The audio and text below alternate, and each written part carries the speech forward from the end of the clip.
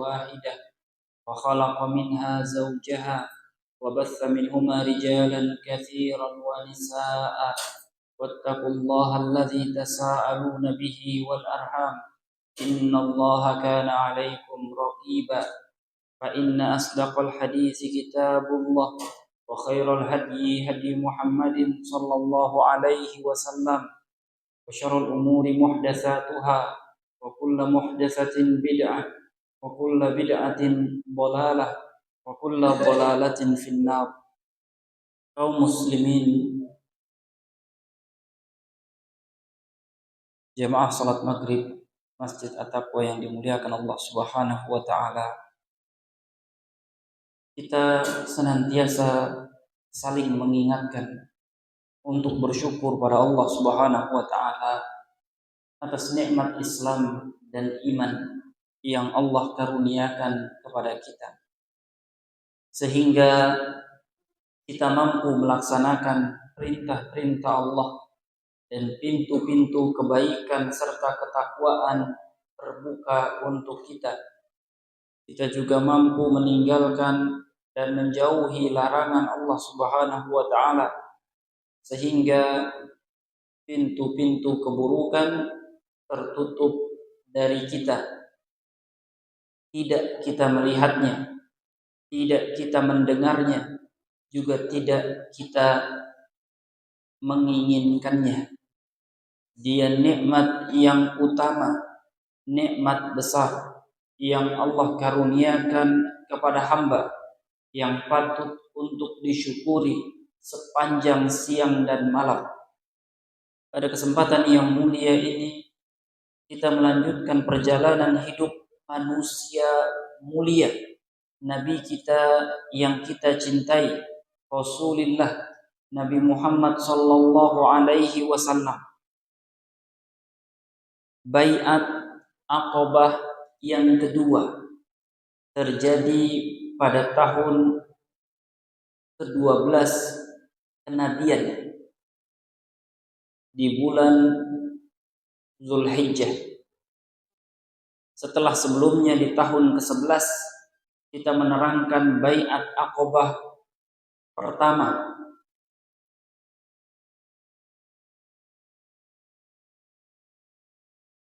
dan di tahun ke-10 perjuangan Nabi Shallallahu Alaihi Wasallam menawarkan Islam, sehingga bertemu dengan 6 orang dari Madinah. Saat itu masih bernama Yathrib. Mereka ingin minta tolong kepada orang Makkah, pengurus Ka'bah, agar perang saudara yang terjadi lebih dari 100 tahun bisa berhenti. Akhirnya Allah menunjukkan kepada yang lebih baik. Mereka dipertemukan dengan Rasulullah SAW dan membuat perencanaan akan terjadinya Baiat Aqabah yang pertama di tahun berikutnya.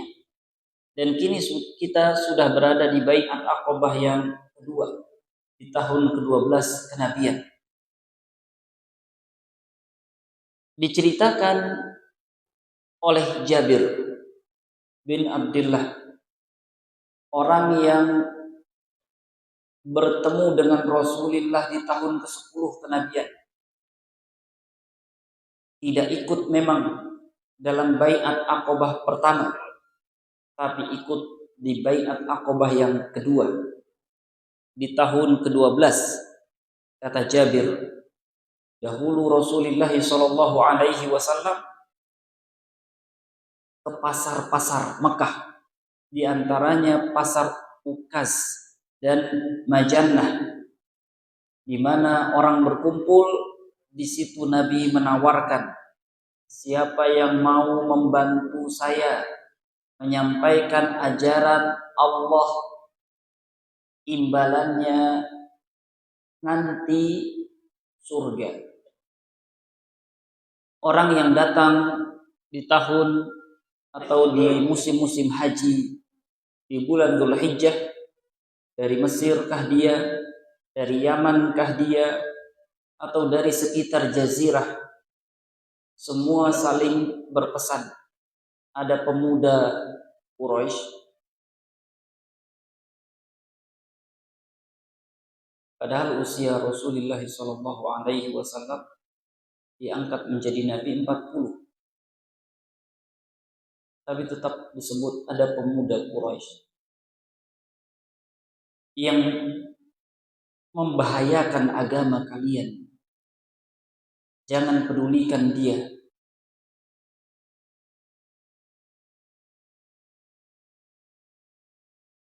Salah seorang di antara kami, kata Jabir, bertemu Nabi, beriman kepada Nabi, mempelajari Al-Quran. Ini cerita Nabi, ini cerita Jabir di tahun ke-10.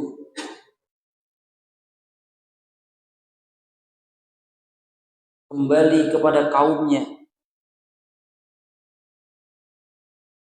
menyampaikan kepada teman-temannya, kerabatnya, karena penghuni Madinah zaman itu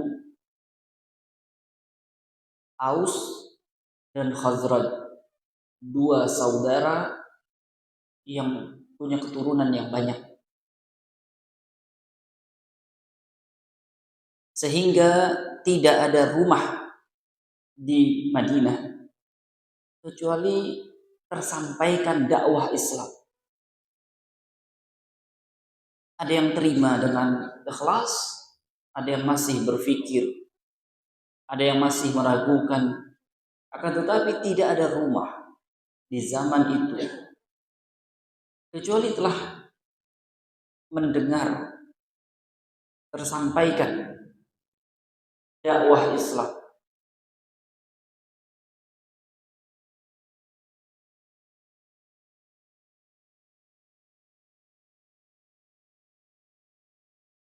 Mereka bertanya-tanya, sampai kapan kita biarkan Nabi, utusan Allah itu, dari pasar ke pasar, dari musim ke musim, menawarkan Islam, jarang yang mau terima. Orang tutup telinga, kaumnya mengganggunya. Sampai kapan? Itu kata orang-orang di Madinah. Maka dari itu kami sebanyak 70 orang datang menemui beliau di musim haji. Kenapa harus tunggu musim haji? Karena kesempatan itulah yang paling aman. Mereka bisa masuk sebanyak 70 orang tanpa ditanya-tanya mau apa. Jelas mau haji. Kami berjanji akan berkumpul di Aqabah. Kami datang secara sembunyi-sembunyi. 2 orang. Nanti menyusul 3 orang. Sampai 70 orang sudah berkumpul, baru kita memulai. Kami berkata kepada Rasulullah, ya Rasulullah, kami berbaiat kepadamu, berjanji. Kata Nabi, kamu berbaiat kepadaku untuk mendengar dan taat, baik ketika semangat maupun ketika kurang semangat. Kalimat perjanjian yang mulia ini kita bisa mengerti darinya bahwa agama ini menuntut hamba Allah untuk mendengar, untuk taat. Bagaimana bisa taat kalau mendengar saja tidak mau? Baik ketika malas ataupun semangat.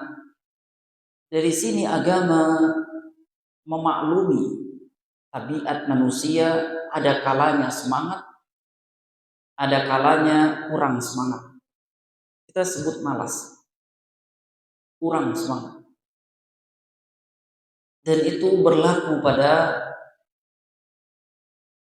diri manusia, kehidupan manusia. Tapi baik masa semangat maupun kurang semangat, tetap harus mendengar dan tetap harus taat. Tidakkah kita lihat ini terjadi di zaman-zaman kita? Malas sholat, malas ke masjid, malas melihat Al-Quran, malas mempelajari agama, malas melaksanakan perintah-perintah yang banyak itu, malas meninggalkan larangan-larangan Allah yang sebetulnya tidak banyak. Cuma karena kebanyakan orang di zaman kita berbuatnya begitu, jadi banyak.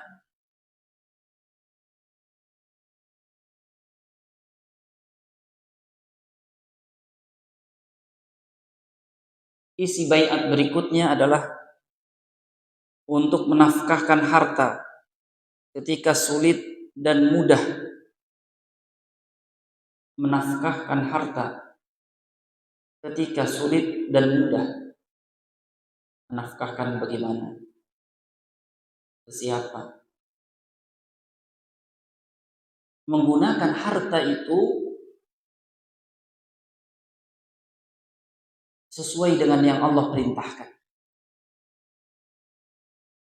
Allah menyuruh zakatul fitr, itu menggunakan harta.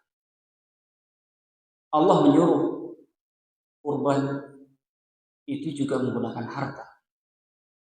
Allah menyuruh haji, itu juga menggunakan harta. Allah menyuruh berbagi makan, memberi makan, itu juga menggunakan harta. Allah menyuruh membayarkan utang orang yang tidak sanggup membayar utangnya, itu juga pakai harta. Allah menyuruh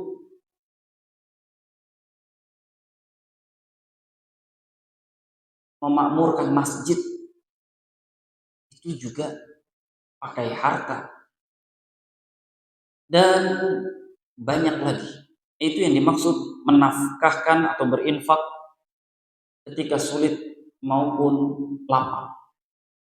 Gunakan harta itu untuk mentaati Allah Subhanahu wa ta'ala.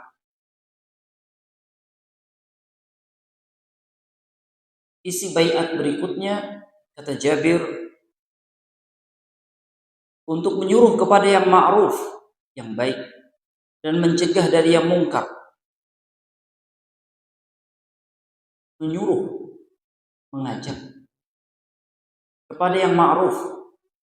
Yang ma'ruf itu adalah perintah-perintah agama, dan mencegah dari yang mungkar. Yang mungkar itu adalah larangan-larangan agama. Misal pada keluarga,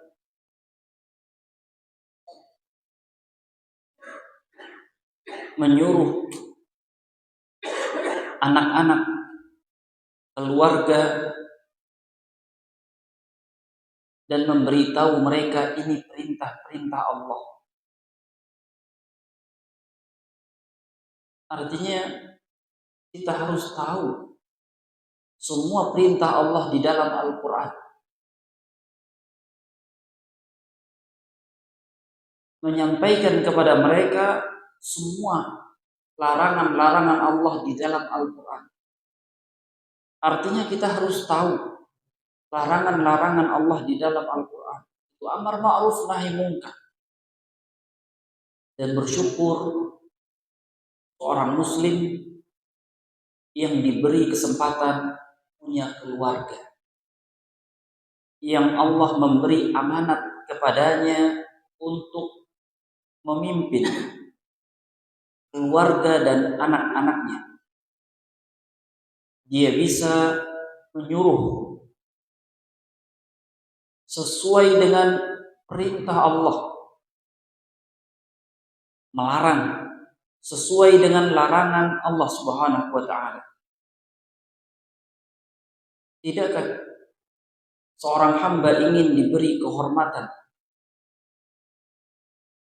seperti seorang nabi diberi kehormatan oleh Allah? Hanya tidak mungkin kita jadi nabi. Tidak ada nabi lagi. Nabi itu bukan jabatan yang untuk diperebutkan dan dicita-citakan. Tapi kalimat ini maklum. Ali bin Abi Thalib sering mengucapkannya. Mau kamu aku suruh seperti Rasulullah menyuruh aku dulu. Ini sebuah penghormatan, kemuliaan. Kita diangkat dan diberi tugas seperti seorang nabi diangkat dan diberi tugas. Itulah perintah-perintah Allah, itulah larangan-larangan Allah untuk disampaikan. Itu yang kita kenal dengan nama al-amru bil ma'ruf wan nahyu 'anil munkar. Isi baiat berikutnya untuk berbicara di jalan Allah dan tidak takut kepada orang yang mencela. Apakah ini poin yang penting? Ini poin yang sangat penting.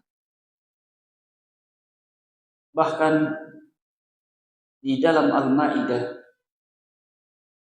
Allah menyebut karakter yang satu ini. Bila orang-orang murtad, Allah akan ciptakan manusia baru. Salah satu cirinya ini, wala yakhafuna laumata laim, tidak takut celaan orang. Apa yang membuat orang tidak mau amar ma'ruf nahi munkar? Di antaranya takut celaan orang, takut dicela, takut. Dan agama menjadikan karakter ini tidak takut.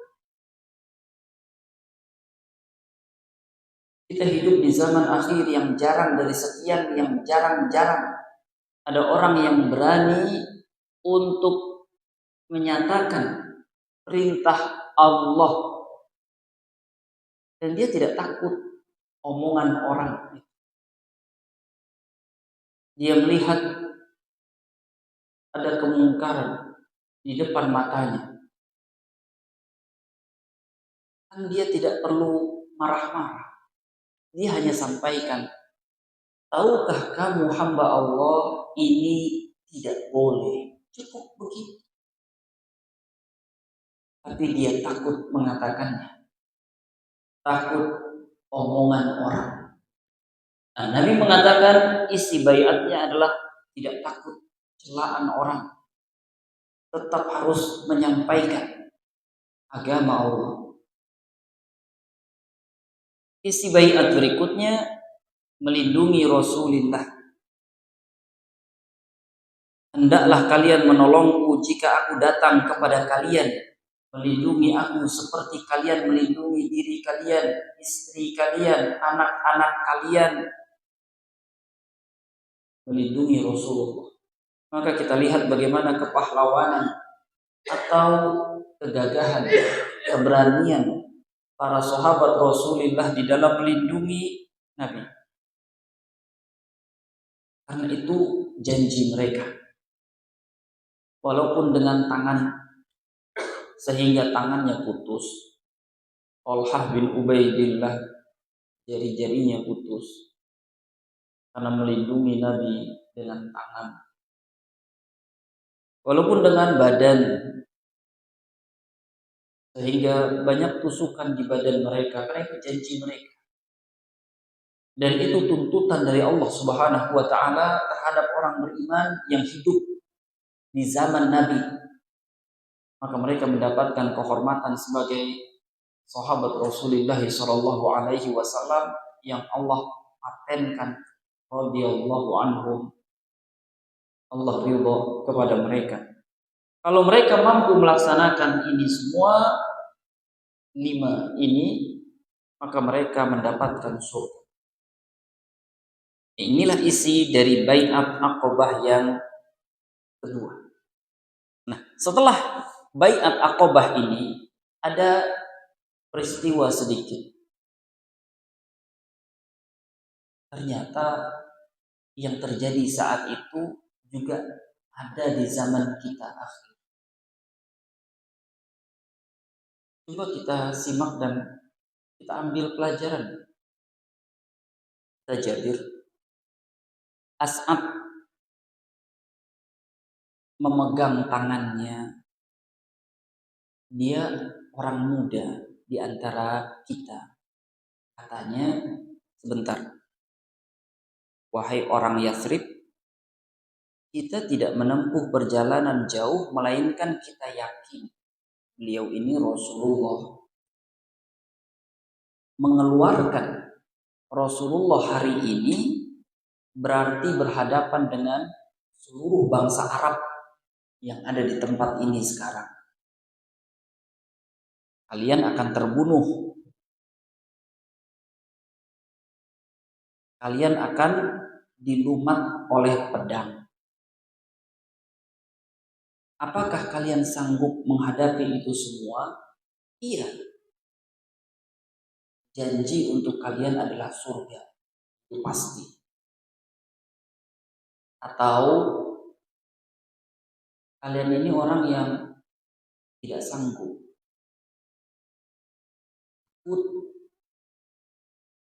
berhadapan dengan orang-orang Arab, berhadapan dengan pedang. Nah, saya mau kejelasan dulu. Kalian ini mau pilih yang mana? Kalau kalian takut, mungkin ada pemakluman, uzur di sisi Allah. Kalau kalian berani, mati, bagi kalian surga. Dua-duanya insya Allah baik. Mendengar itu, mereka bilang begini, silahkan dinilai. Yang seperti ini ada di zaman kita. Apa jawabannya? Apa jawaban terhadap perkataan As'ad oleh teman-temannya? Jauhkan tanganmu, demi Allah kami tidak akan meninggalkan baiat ini. Selamanya tidak akan membatalkan selamanya. Maka kami berdiri dan berbaiat kepada Rasulullah. Maka dibaiatlah kami dengan syarat-syarat yang ditetapkan. Sekiranya kami menepatinya, maka bagi kami surga. Semoga Allah meridhoi semuanya. Selesai. Kita lihat, walaupun di hadapan Rasulullah Shallallahu Alaihi Wasallam dan isinya adalah baiat Aqabah yang kedua, namanya perbedaan dalam tanggapan itu ada. Cekcok ya, orang sekarang mengatakan itu ada. Dalam kita musyawarah akan bermunculan perbedaan pendapat. Terkadang kita menilai tidak nyambung ini pendapat. Dan jawaban yang diberikan atas pendapat itu pun tidak nyambung juga. Akan tetapi, yang menjadi pelajaran bagi kita adalah bagaimana Rasulullah SAW di dalam menyikapi setiap pendapat yang ada. Kalau hari ini kita menemukan hal-hal seperti ini, maka bawalah dalam tidak terjadi pertikaian. Bawalah jangan terjadi perpecahan. Bagaimana mereka bersatu? Bagaimana mereka meredam? Jawabannya, mereka kembalikan urusan mereka pada putusan Rasulullah SAW. Dan hari ini itu ada pada pemegang keputusan dalam musyawarah.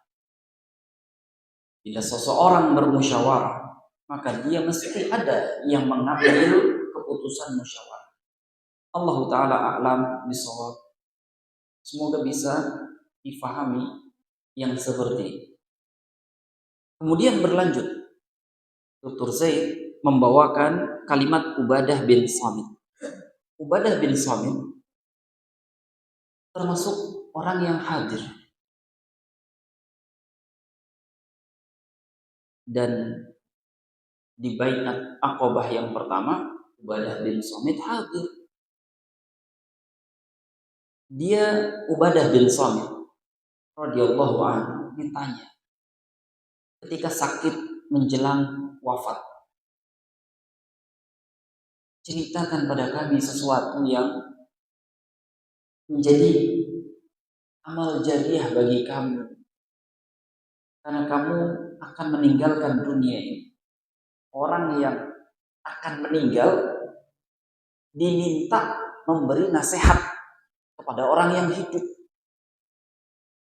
Dari sini kita mengetahui seorang muslim di zaman Nabi menjadi teladan bagi kita muslim di hari ini. Sakit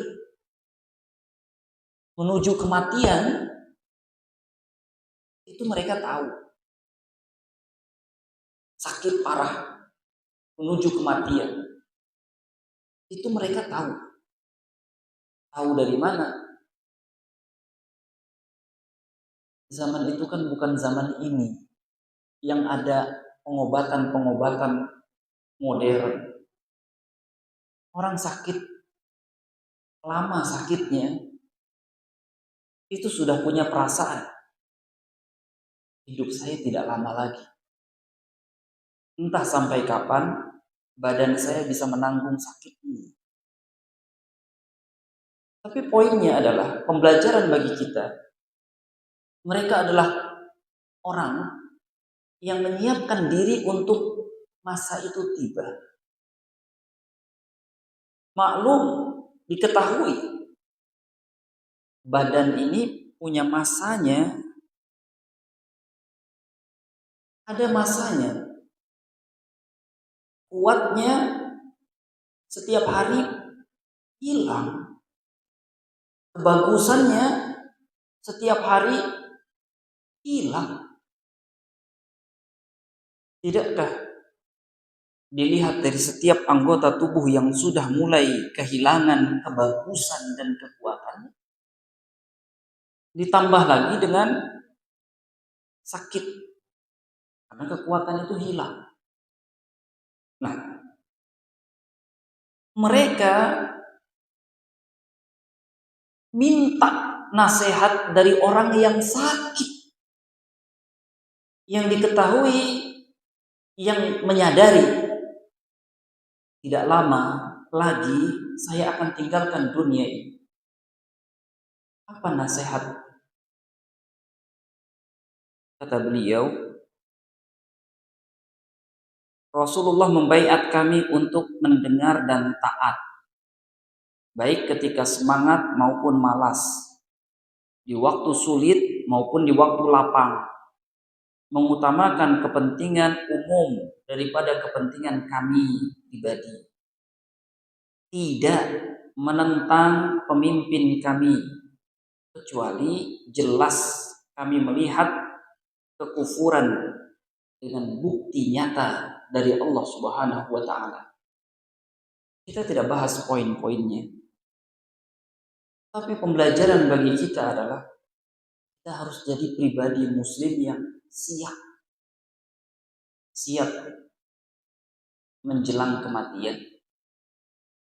Mereka, para sahabat dan kaum salaf, bersabar atas rasa sakit menjelang kematian dan mengisinya dengan sangat baik, dengan taat. Mereka yang kasih nasihat pada orang yang masih gagah, seolah hidup panjang, ternyata lebih dulu meninggal daripada orang yang tua berbaring sakit. Mereka yang beri nasihat, dan yang seperti ini maklum, diketahui, dipersiapkan. Kalau kita di zaman akhir, orang mempersiapkan uang, mempersiapkan harta untuk sekolah,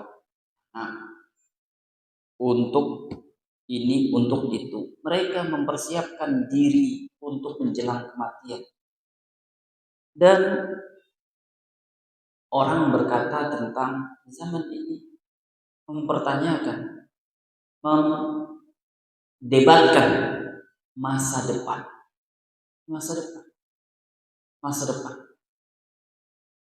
Berbicara tentang masa depan. Tidakkah kita mendengar anak-anak muda berbicara tentang masa depan mereka? Berkeinginan melihat masa depan mereka, masa depan yang cerah, masa depan. Bahaya kaum muslimin, masa depan itu kematian. Yang ada di dunia ini belum depan. Ini masih di awal. Masa depan orang beriman setelah kematian.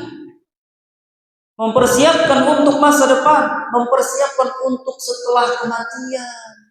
Tidak ada lagi kesempatan untuk bisa merubahnya setelahnya. Ini waktu untuk mempersiapkan masa depan. Masa depan yang harus cerah. Bagaimana? Karena hidup ini hanya sekali, tidak bisa bolak-balik lagi. Yang dilupakan oleh kebanyakan orang, baik yang mudanya juga yang tuanya. Masa depan hamba setelah kematian, bukan sebelum kematian. Jabir melanjutkan, kata Dr. Zaid, setelah proses selesainya bai'at Aqabah yang kedua, tiba-tiba ada yang berteriak. Artinya mereka mendengar. Ya ahla Jababib, wahai penduduk Mina, istilahnya begitu. Maukah kalian kuberitahu bahwa Muzammam dan orang-orang murtad berkumpul untuk memusuhi kalian? Ini syaitan yang berbicara. Nabi kita Muhammad disebutnya Muzammam. Nabi kita terpuji disebutnya tercela. Mereka orang yang masuk kembali pada agama Allah disebutnya murtad. Rasulullah menimpali suara itu. Suaranya terdengar. Kata Nabi, ini azab Aqabah. Nama setan. Azab Aqabah. Setan Aqabah. Ini Uzaib. Demi Allah, wahai musuh Allah, aku benar-benar meluangkan waktu untuk Nabi bersiap untuk menghadapinya. Nabi perintahkan semua yang hadir, 70 orang, itu pulang ke tenda masing-masing. Tapi mereka sembunyi-sembunyi, tidak ada yang tahu. Ini setan mau kasih tahu, teriak-teriak. Abbas bin Ubadah, salah satu yang hadir dari Madinah, mengatakan kepada Nabi, demi Allah yang mengutusmu dengan benar wahai Rasulullah, besok kita perangi yang ada di Mina ini. Kata Nabi, kita tidak disuruh begitu. Kata Rasulullah, kita tidak disuruh begitu. Apa pelajaran dari peristiwa di Aqabah yang kedua ini?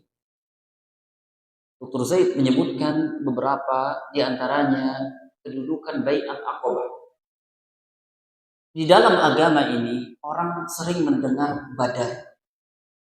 Orang mengistimewakan Badar. Ini perkataan Ka'ab bin Malik. Ka'ab bin Malik kan ikut dalam Bai'at Aqabah tapi tidak ikut dalam perang Badar.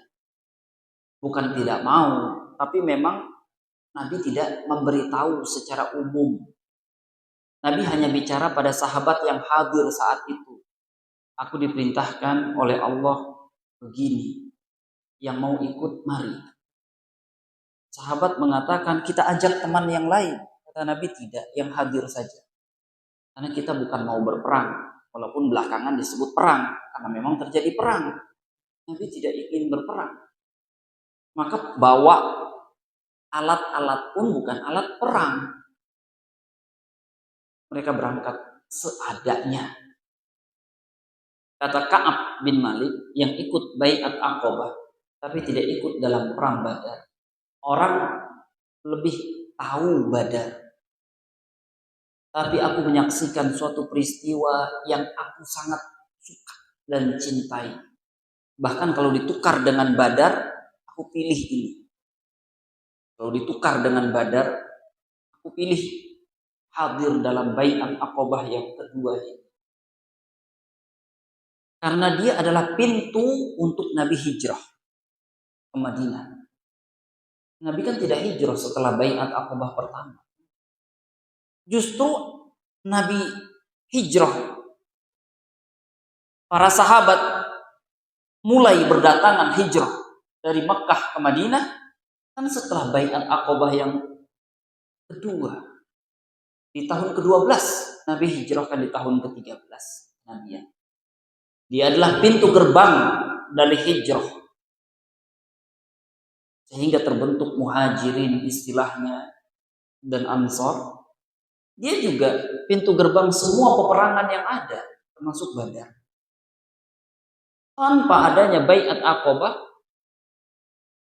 ya tentu belum tentu ada setelahnya. Maka kedudukan Bai'at Aqabah yang kedua amat besar di hati orang yang ikut dari 70 orang ini. Tapi mana yang utama? Allah Ta'ala a'lam bishawab. Karena Nabi mengatakan orang yang ikut Badar sangat utama. Maka peristiwa Badar adalah peristiwa yang lebih utama. Tapi semuanya baik Bai'at Aqabah yang kedua maupun perang Badar punya keutamaan. Yang kedua, jihad harta. Dari poin-poin Bai'at Aqabah ini tersebut jihad harta. Allah menyatakan di dalam Al-Hujurat ayat 15, juga di dalam surat As-Saff ayat 10 sampai 11. Innamal mu'minuna alladzina amanu billahi wa rasulihi tsumma lam yartabu. Orang beriman adalah orang yang beriman kepada Allah dan Rasul, tidak ragu. Wajahadu bi amwalihim wa anfusihim fi sabilillah. Berjuang dengan harta dan jiwa. Allah mendahulukan penyebutan harta baru jiwa. Berjuang dengan harta dan jiwa fi sabilillah. Jihad harta didahulukan posisinya dari jihad jiwa, badan. Juga firman Allah tadi dalam surat As-Saff, ya ayyuhalladzina amanu hal adullukum ala tijaratin tunjikum min adzabin alim tu'minuna billahi wa rasulihi wa tujahiduna fi sabilillah bi amwalikum wa anfusikum. Allah mengatakan, maukah aku tunjukkan kepada perbuatan yang mampu menyelamatkan kalian dari azab neraka, yaitu beriman kepada Allah dan Rasul, berjihad fi sabilillah dengan harta. dan jiwa. Kata para ulama, didahulukan kata-kata harta daripada jiwa karena manfaat harta lebih dulu terasa. Maksudnya begitu. Ketika orang berinfak untuk keperluan jihad, maka hartanya ini mampu membawa orang lain untuk berjihad. Jihad itu butuh harta, butuh beli kendaraannya.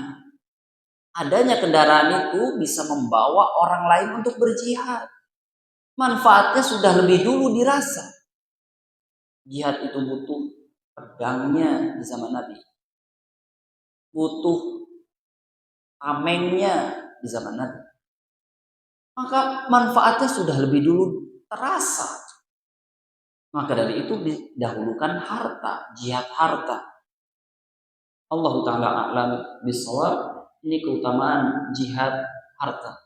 Dan harta yang baik di tangan orang yang baik lebih bermanfaat. Bermanfaat umum bagi semua hamba-hamba Allah. Yang ketiga, al-amru bil ma'ruf wan nahyu 'anil munkar. Ini adalah urusan yang besar dalam agama kita. Allah katakan dalam surat At-Taubah, At-taibun, al-abidun, al-hamidun, as-saihun, ar-raki'un, as-sajidun, al-amiruna bil ma'ruf wan nahuna 'anil munkar wal hafizuna li hududillah wa basyiril mu'minin. Orang beriman itu yang bagaimana?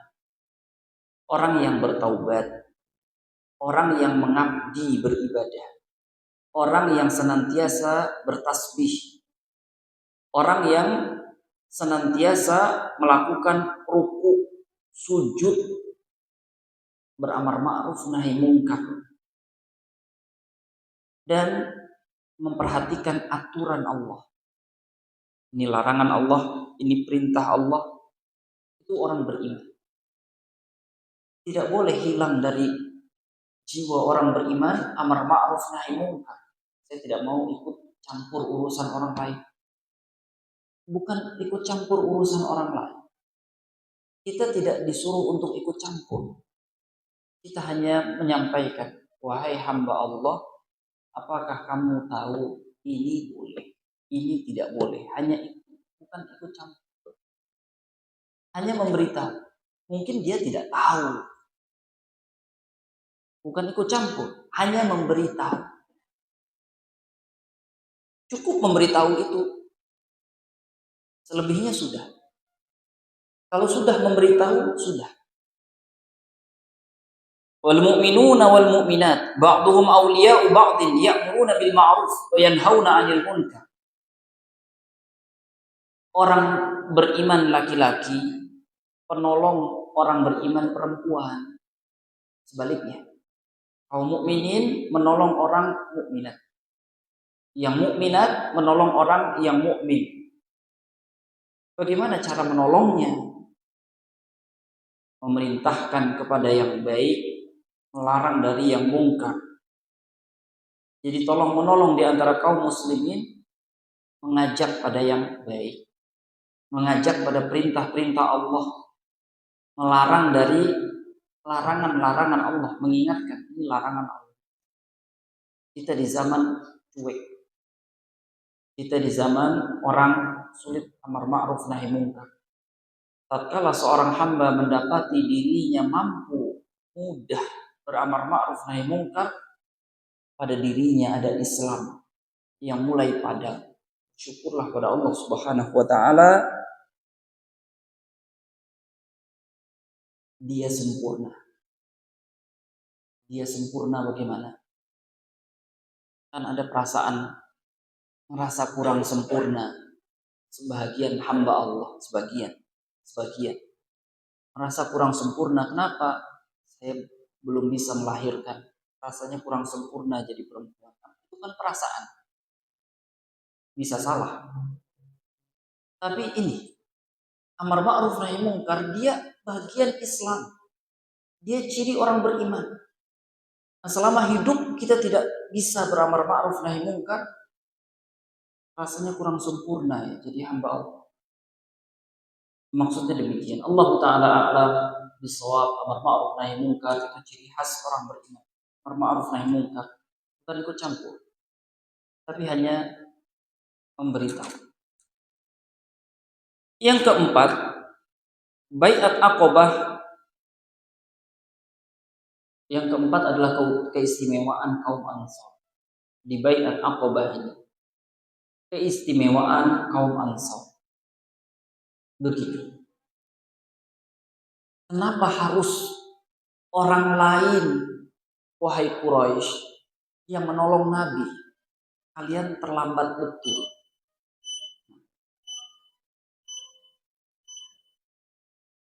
Kata Dr. Zaid, orang Quraisy sebagai keluarga terlambat. Kenapa harus orang jauh dulu yang menerima, menolong Nabi? Mana orang Quraisy? Ini menunjukkan keutamaan Ansar. Allah memberikan keutamaan kepada hamba yang Allah kehendaki. Kehilangan Quraisy dari keutamaan. Mana keluarga-keluarga Nabi yang kurang dalam mengimani beliau? Tapi begitulah karunia Allah. Maka tatkala kita melihat diri kita mudah beriman kepada perintah-perintah Allah, perintah-perintah Nabi, beriman mudah terhadap larangan-larangan Allah, terhadap larangan-larangan Nabi. Ini namanya kehormatan. Ini namanya anugerah. Begini. Kita temukan anak-anak dalam suatu kelas beritahu satu perintah Allah, satu larangan. Ada yang mudah menerimanya dan mengamalkan, ada yang terlambat menerimanya, terlambat mengamalkan. Jika kita melihat ada orang yang mudah menerima dan mengamalkannya, itu seperti kita melihat orang Ansar yang mudah menerima iman. Maka di antara keutamaan yang disebutkan oleh Dr. Zaid, kata Nabi, ini akan kita temukan lagi kalimat ini di Fathu Makkah. Sekiranya orang-orang menempuh suatu jalan, orang Ansor malah menempuh jalan yang lain, maka aku akan pilih jalan yang ditempuh oleh orang-orang Ansor. Kalau bukan karena hijrah, aku akan pilih menjadi orang Ansor, karena Nabi kan orang Muhajirin. Kalau bukan karena hijrah, aku pilih menjadi orang Ansor. Di antara keutamaan lain dari Ansor, kata Rasulullah SAW, tidak ada orang yang mencintai Ansor melainkan pasti orang beriman. Tidak ada orang yang membenci orang Ansor melainkan pasti orang yang tidak beriman. Membenci kaum Ansor tanda-tanda munafikan. Mencintai mereka tanda-tanda keimanan. Dalam hadis yang lain dibawakan oleh Dr. Zaid, tanda iman mencintai Ansar, tanda kemunafikan membenci Ansar. Allah Ta'ala a'lam bishawab. Ini keutamaan dan keistimewaan orang Ansar. Apakah mereka lebih baik, lebih utama dari orang Muhajirin? Tidak. Muhajirin lebih utama. Tapi orang Ansar istimewa besar. Dan kita orang yang seperti apa? Allah katakan wasabiqunal awwalun minal muhajirin wal ansar walladzina ittaba'uuhum bi ihsan. Orang yang lebih dulu masuk Islam dari kalangan muhajirin dan ansar. Tentu bukan kita. Tapi Allah mengatakan setelahnya walladzina ittaba'uuhum bi ihsan. Dan orang yang mengikuti mereka dengan baik. Kita hanya punya kebahagiaan mengikuti mereka dengan baik. Menjadi orang Ansor tidak mungkin. Menjadi orang Muhajirin tidak mungkin. Tinggal satu kesempatan mengikuti mereka dengan baik pun dilewatkan. Itu contoh orang yang tidak dapat kehormatan dari Allah Subhanahu wa taala. Yang kelima,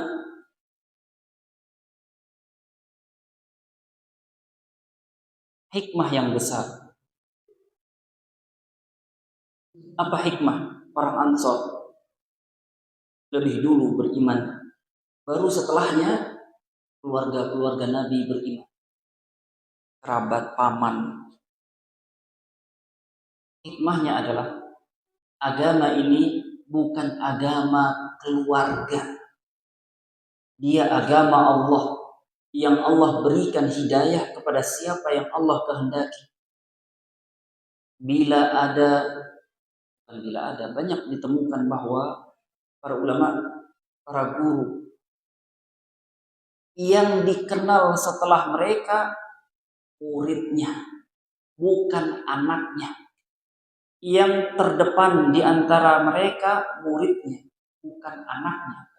Karena agama ini bukan agama keluarga. Siapa yang menyerahkan dirinya untuk ilmu, maka dia mendapatkannya. Allah Ta'ala a'lam bishawab.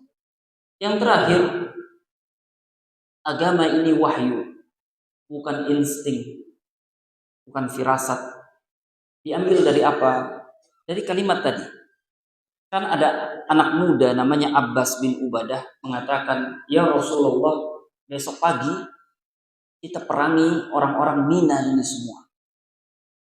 Besok pagi kita perangi orang-orang Mina ini semua." Kan mereka tidak tahu kita kumpul malam ini. Maka kata Nabi Shallallahu Alaihi Wasallam, "Lam nu'mar bihada." Kita tidak disuruh begitu. Artinya ada insting, kata Dr. Zaid, ada pendapat. Kita harus serang duluan.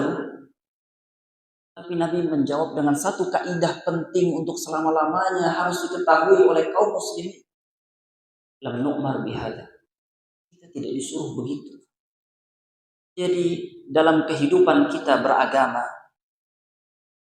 boleh kita berpendapat, boleh kita punya inovasi, boleh kita punya segala macam cita-cita, keinginan, target, metode. Akan tetapi ada satu hal yang akan membatasi itu semua. Kalau kita ingat, bagus. Lam nu'mar bihada. Kita tidak disuruh begini. Agama ini berdasarkan wahyu.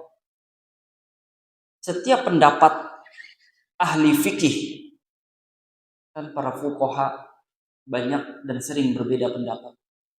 Setiap pendapat ulama fikih, maka yang paling berbahagia di antara mereka adalah bila pendapat mereka paling sesuai dengan sabda Rasulullah Shallallahu Alaihi Wasallam atau dengan firman Allah Subhanahu Wa Taala.